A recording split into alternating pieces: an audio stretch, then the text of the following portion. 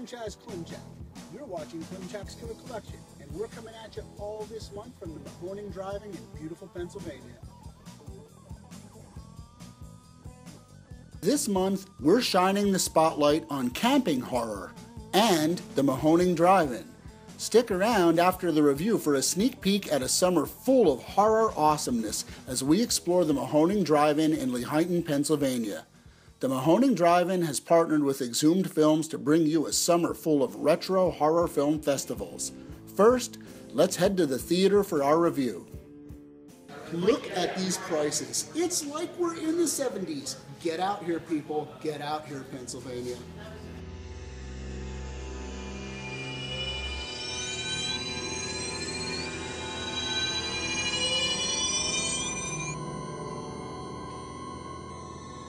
If The Burning looks like familiar territory, that's because it is. But understand, if we look at this film in the context of its time, it's a much stronger, more memorable, and more original film than the films it appears to imitate. Its inception happened before Friday the 13th became a cultural phenomenon, and The Burning's purity and originality managed to shine through as soon as we make it past the tried, true, and tested plot builder, the prior evil deed that serves as the antagonist's motive for revenge in the present.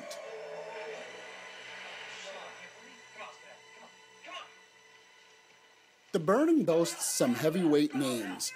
It was the Weinstein brothers' first foray into filmmaking, and the film became Miramax's first official release.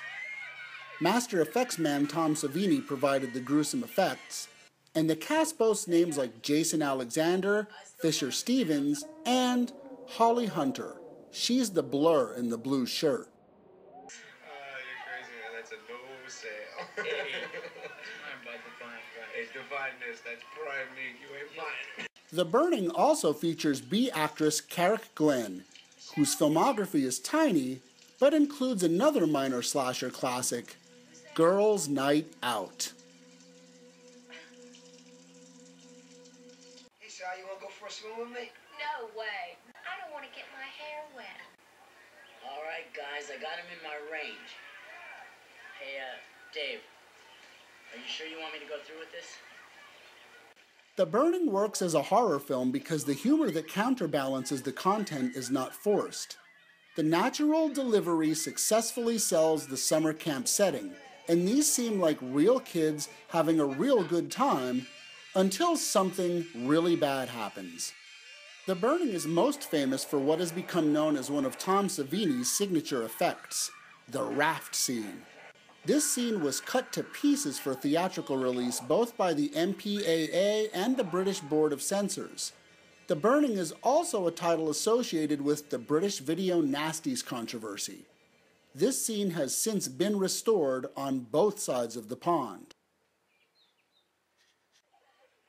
While The Burning plays like something we've seen before, it differentiates itself from its contemporaries by being one of the few summer camp horror films to actually take place during the season when kids are at the camp. It also completely abandons the idea of the final girl.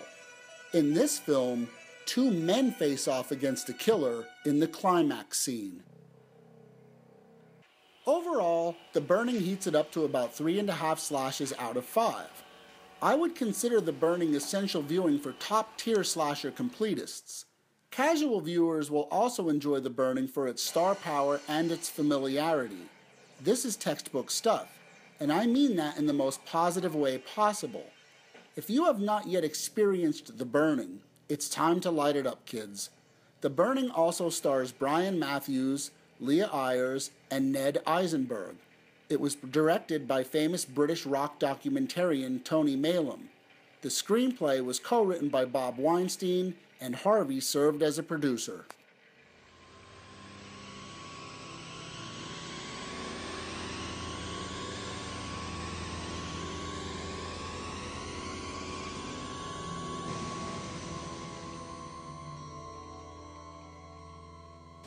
I'm standing here with Matt at the concession stand at the Mahoning Drive-In.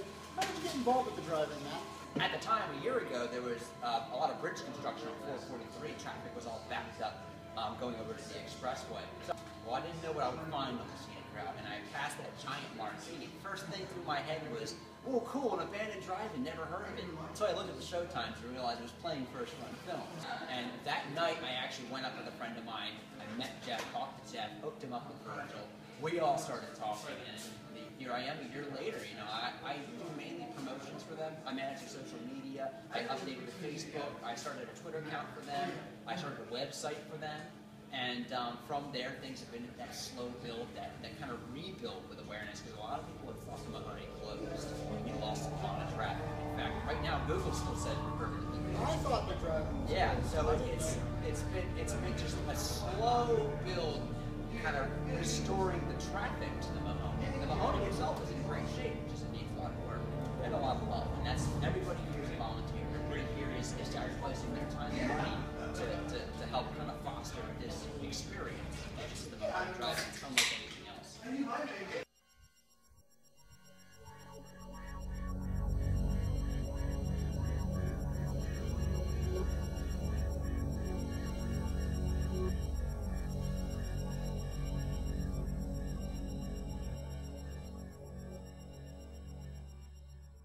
Night, Mr. Waba. Do do do do.